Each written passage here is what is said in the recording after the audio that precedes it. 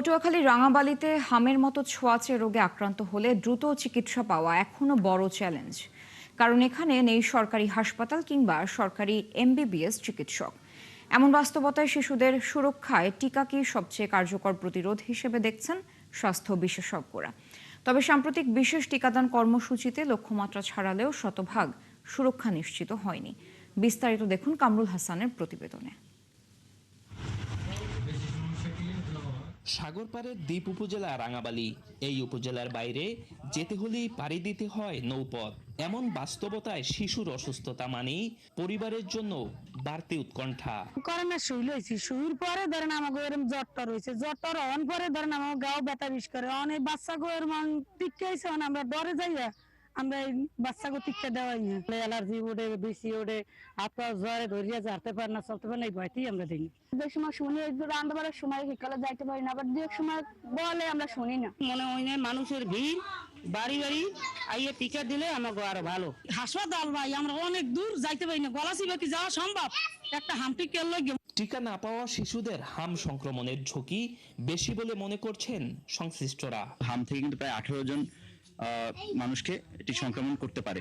তো সেক্ষেত্রে আমাদেরকে খুবই সতর্ক থাকতে হবে এবং হাম ভালো হওয়ার পরেও কিন্তু রোগটি ছড়াতে পারে। টিকা দিলে হয়তো কিছু হবে বা অন্য রোগ হবে, এই কারণে তার টিকা দেয় না। স্বাস্থ্যকর্মীদের মতে রাঙাবালির মতো দুর্গম এলাকায় সীমিত চিকিৎসা সুবিধার কারণে প্রতিরোধী সবচেয়ে কার্যকর ব্যবস্থা।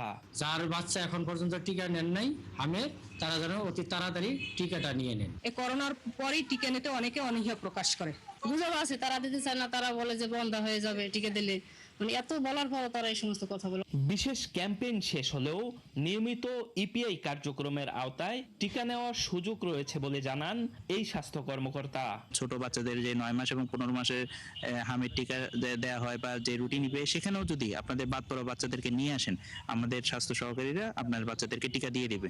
স্বাস্থ্য বিভাগের তথ্য অনুযায়ী রাঙাবালিতে হামের জরুরি টিকাদান কর্মসূচির লক্ষ্যমাত্রা ছিল 11,571 শিশু। সার্চিং শেষে টিকা পেয়েছে লক্ষ্যমাত্রার চেয়ে 463 জন বেশি শিশু।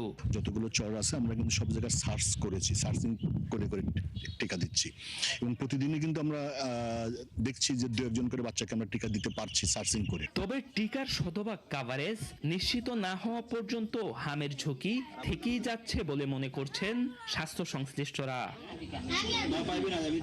কামরুল হাসান, 71, রাঙাবালি, পটুয়াখালী।